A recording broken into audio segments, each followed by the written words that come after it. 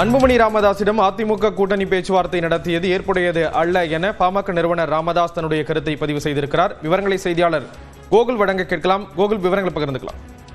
அன்புமணி ராமதாஸ் அதிமுகவுடன் கூட்டணி என்ற அறிவிப்பை வெளியிட்டிருக்கக்கூடிய நிலையில அடுத்த கட்டமாக மருத்துவர் ராமதாஸ் என்ன முடிவெடுக்க போகிறார் என்ற ஒரு எதிர்பார்ப்பு நிலவுகிறது.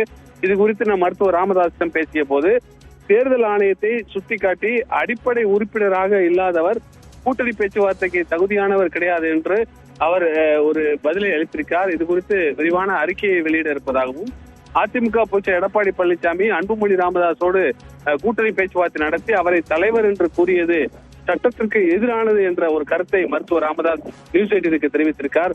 நாளைய தினம் இந்த கூட்டணி குறித்து செய்தியாளர்களை சந்திக்க இருப்பதாகவும் தைலாபுரம் தோட்டத்தில் காலை 10 மணிக்கு செய்தியாளர் சந்திப்பின் போது அடுத்த கட்டமாக மருத்துவர் ராமதாஸுடைய கூட்டணி கணக்கு எவ்வாறு இருக்க போகிறது, அவருடைய அடுத்த கட்ட நடவடிக்கை என்ன என்பது குறித்து ஒரு விரிவான விளக்கத்தை அளிக்க இருப்பதாக மருத்துவர் ராமதாஸ் நியூஸ் 18க்கு தெரிவித்திருக்கார்.